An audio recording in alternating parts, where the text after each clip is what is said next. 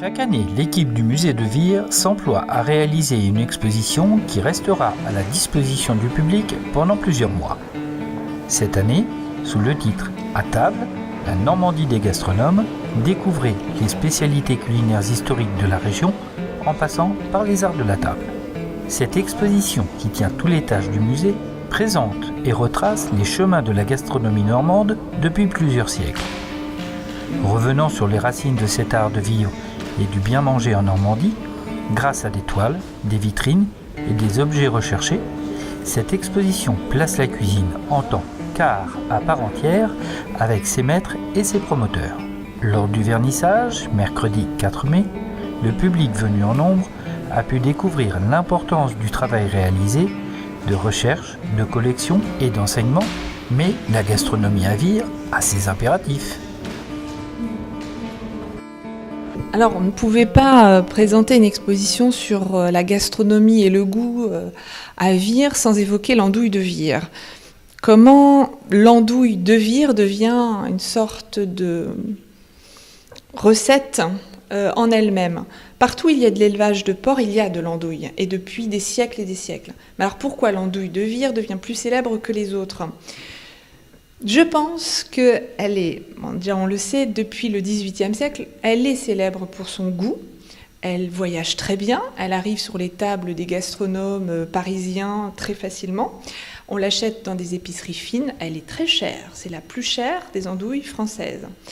Elle a un goût qui est reconnaissable, mais surtout, au début du XXe siècle, un certain monsieur d'Anjou en fait, un produit star. Il est présent à la foire au jambon à Paris tous les ans.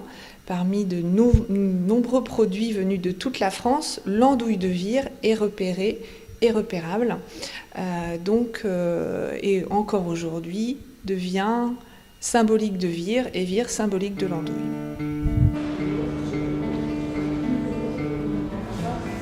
La chapelle, quant à elle, présente un espace ludique sur le même thème, où petits et grands peuvent partager un moment avec des jeux, des vidéos et découvrir une exposition de 2 entreprises locales mondialement reconnues.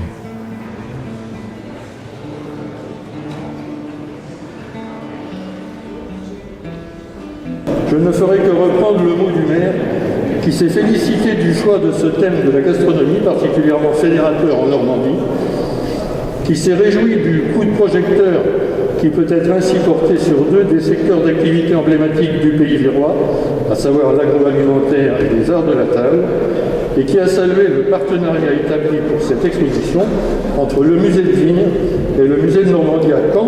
Normandie et la gastronomie française. Grande histoire, longue histoire, et histoire, sujet jamais vraiment étudié sous cet angle. Et avec Alice, on s'est dit, mais c'est un sujet qui nous intéressait, donc on a mutualisé nos recherches.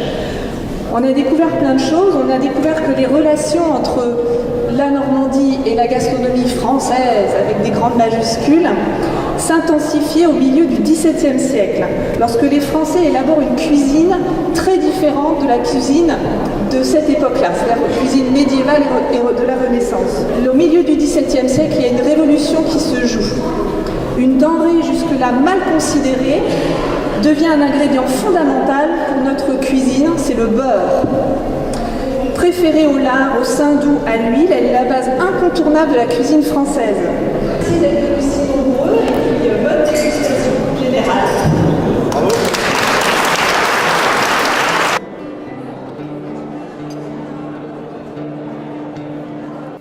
Cette exposition est ouverte au public jusqu'au 30 octobre.